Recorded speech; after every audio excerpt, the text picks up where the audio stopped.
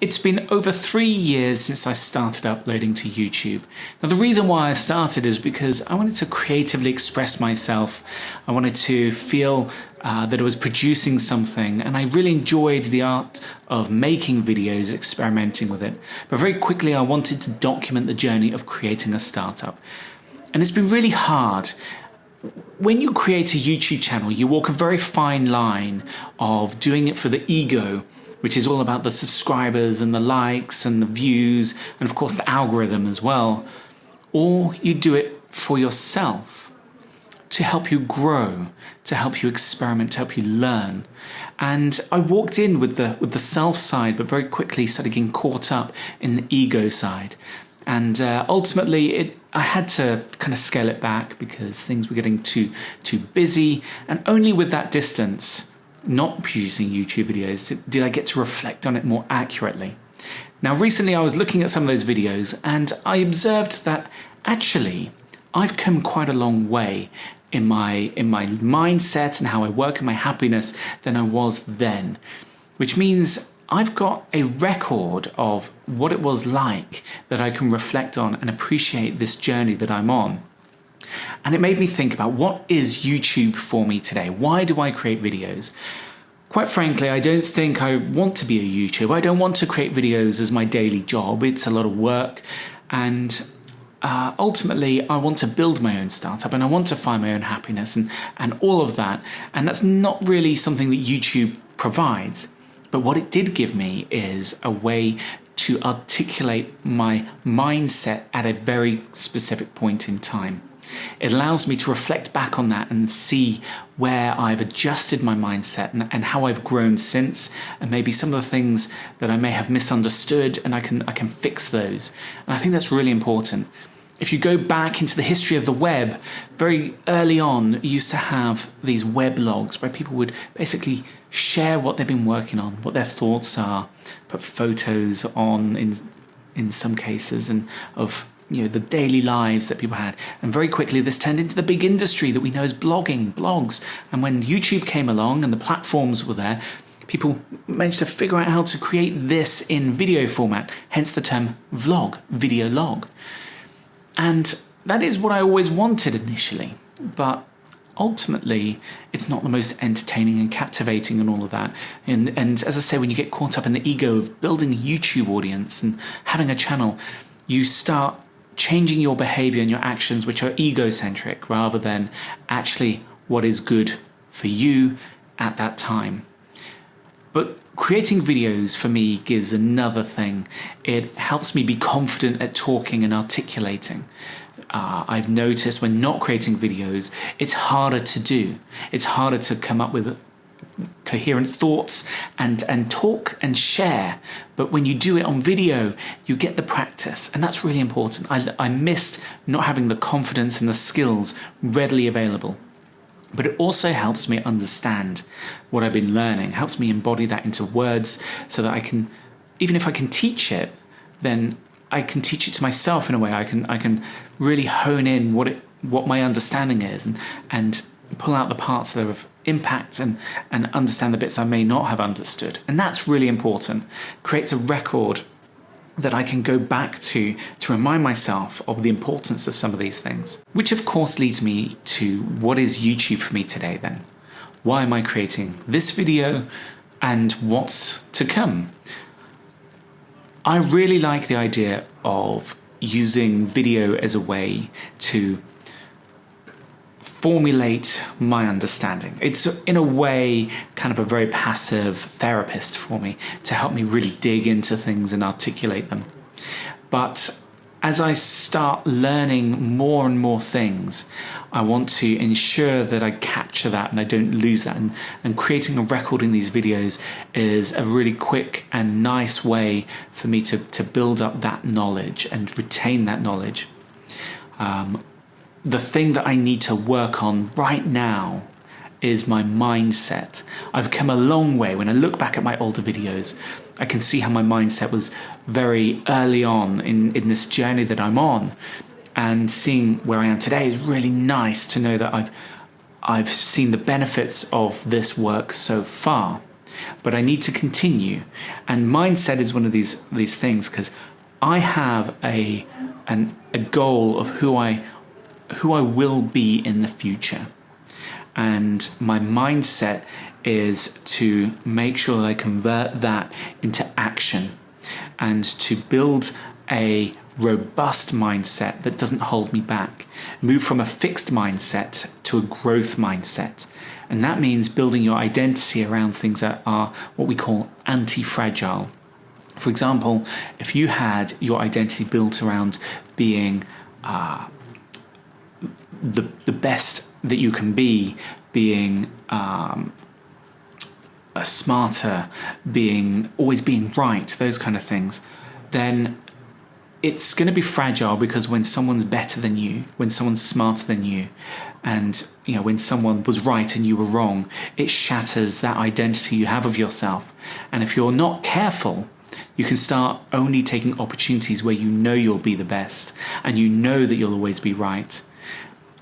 And what that does is it limits those opportunities, because you will never challenge yourself. You will never go beyond what you feel is going to keep you happy. So moving away from a fragile mindset to something that's anti-fragile is really important. And that is to be a learner, to continue learning, to keep evolving. Because when times are hard, when you fail, when you fall, you can use that as learning, and you use that as an opportunity to grow. And the other part is to not always be happy with who you are. And this is an interesting one. And it's okay to be wrong. It's okay to maybe realize you've done something wrong. You don't have to hate yourself, but you can reflect on that and say, this may be the path I need to take to grow. You make mistakes, you can blame yourself, or you can use it to grow. And that's really important. So having this mindset and identity based around something that is anti-fragile is really key. But it doesn't happen just by saying it. You have to live it. You have to embody it into your actions. You have to have these values, this philosophy that you can live your life by. And that takes work. You can write on a piece of paper, but you have to do it every day. And this is where I'm now focusing, taking the actions and the mindset and the philosophy I have in life and living it every day, whether it's through mantras, whether it's through getting other people to call you out on things that don't live up to that. These are the small things. You build up the habits that reinforce it. And another aspect is making sure that you don't have triggers or be mindful of triggers that pull you into your old fixed mindset, where you're in a default state of not wanting to take action. Now, I'm investing in this for myself, because everything I've been learning is about if you take care of yourself, then everything starts falling into place. But if you keep trying to chase the external, you will keep tripping up, you will keep failing. You cannot keep working harder, you cannot keep wishing, you cannot keep chasing. But you work on yourself, you fall in love with the passion of working on yourself. And then great things happen. You've got to believe that the energies you put into yourself actually will yield a reward at the end of it. Because certainly in my experience, putting all the energies in that goal, just using willpower to try and go through it, it doesn't work. Not unless you're lucky. I'm not in this to be lucky. I'm in this to be in control, to have control of my decisions, to have control of the outcome of those decisions. The great quote from Henry Ford is, if you think you can or you think you can't, you're right.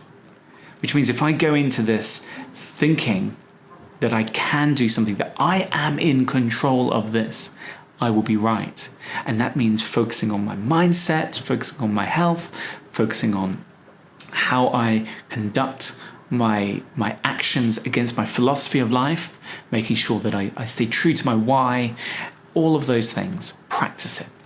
Meditate on it. Rewire the brain to do it instinctively. This is what all my learning has led me to. Now, I may not create a video for a while. I don't Who cares, right? Because it's about taking action. And one of the things I found having created videos before is that it was distracting. It was distracting, and I was behaving in a way that was a false growth mindset. I felt like I was doing something, but I wasn't getting anywhere, and that wasn't good.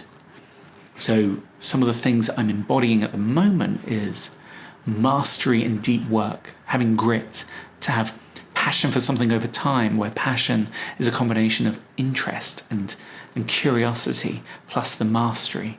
Put those together and do it consistently over time. Mastery is that ability to push yourself in to where you're uncomfortable at your skills, to learn it and then do it deliberately, deliberate practice, so that you gain those skills.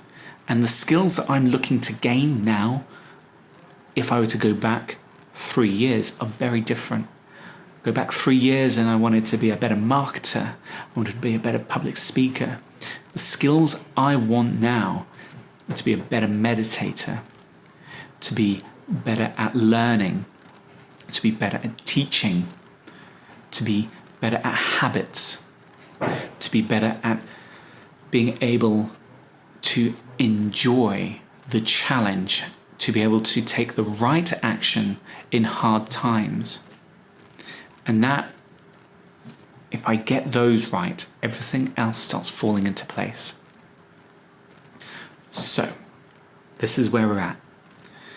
I'm creating these videos for me, but also if it does help you, that is fantastic. If this is something that can be a guide to what you're going through, that is fantastic. But I won't be chasing the views. I won't be chasing the subscribers. I'm creating a record of something that I can reflect on. I can journal in video form, let's say, so I can see where things are at. I want to tell the story in the future so I can help a new generation of people to benefit from the patterns that succeed for me. In order to do that, I have to document part of that journey, and maybe this is a way to do it. So, there we have it.